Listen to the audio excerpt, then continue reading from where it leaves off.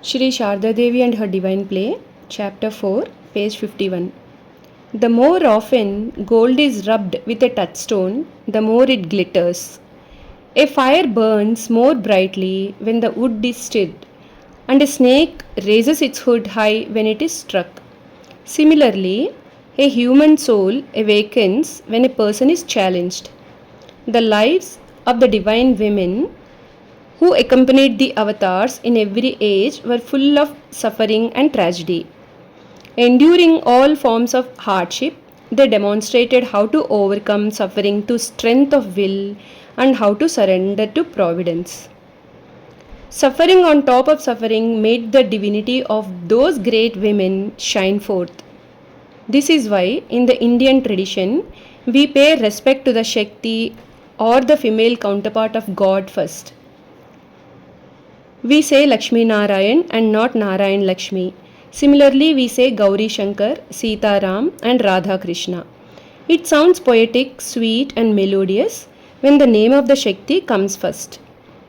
Although the life stories of the avatars' spiritual consorts are full of pain and suffering, their love for their husbands shine forth unparalleled. They represent the ideal of womanhood. Their lives were brightened by their love and purity, patience and forbearance, contentment and service, self control and renunciation, devotion and faith, gratitude and unselfishness, poverty and austerity, sacrifice for humanity, and reliance on God. They were established in their own greatness and glory by virtue of these noble qualities. From 1867 to 1871, Sharda lived with her parents in Jairambati and continued to serve her relatives. 4 long years passed. Though her body was in Jairambati, her mind dwelled on her sweet memories of the Master. Sharda grew into a beautiful young woman of 18. Every day she expected to hear from her husband, but no message came. Sometimes she would say to herself, "He was very kind to me during our last meeting. How can he ever forget me? In good time he will, of his own accord, call me to his side. Let me patiently wait for that happy moment." There is a saying, gossip spreads faster than the gospel. In the absence of any word from her husband, Sharda became a victim of terrible village gossip. Gossip breaks hearts and ruins lives. Its victims are helpless and it causes innocent people to pass sleepless nights and make them cry into their pillows. Reports came from Dakshineshwar that Ramakrishna had gone completely insane and that he wandered around naked, crying to the Divine Mother. The villagers mistook Ramakrishna's God intoxicated state for insanity. At the bathing ghat, the village women chatted and gossiped. One woman pointed at Sharda and said, "There is the madman's wife." Another woman added with mock sympathy, "Ah, poor Shamsundari. She has married her daughter to a lunatic. How sad." There is a saying, rumor has 1,000 tongues. Even at home, Sharda had no peace. She heard her mother lament, "I have married my daughter to a madman. It is as if I have thrown her into deep water with her hands and feet tied." Sharda was stung by these remarks and avoided people as much as she could. She found relief in keeping herself busy with household duties day and night. When it was unbearable to be at home, she visited her aunt Bhanu, a widow who lived nearby and was very loving and sympathetic.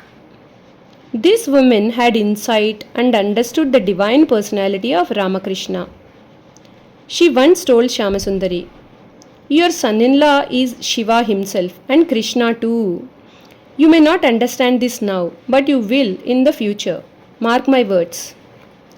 Referring to this difficult time, Sharda later said, "One must always be busy. Work keeps the body and mind in good shape. During my young days at Jairambati, I was active day and night and did not visit anyone's house. If I ever did, I heard people say, Shama's daughter has been married to a madman. I avoided people so that I might not hear such remarks. Later, Sharda related to some women devotees her days of suffering during that period. I was then in Jairambati. I was a mature young woman. I heard that the master had rubbed his face on the bank of the Ganges and cried, saying, Mother, Mother, do thou reveal thyself to me. People could not understand him, so they spread rumors that he had become mad. When I heard this, I was terribly hurt, but out of shame, I could not express my feelings to anyone. Seeing my tearful eyes, only Aunt Bhanu understood. She would console me, giving me a hug and caressing my head, saying, Why do you make yourself miserable listening to gossip? Your husband is Lord Shiva himself. I recognized him in the bridal chamber on the very day of your marriage. Don't worry, you will see one day that very madman will conquer the hearts of all. He is mad in the name of the Divine Mother, and that very Mother will make everything right. The villagers' ridicule went on unabated. There is a saying, the funeral pyre burns a human being only once, but agony and anxiety burn all the time. Sharada burned with anxiety, constantly doubting her husband's sanity.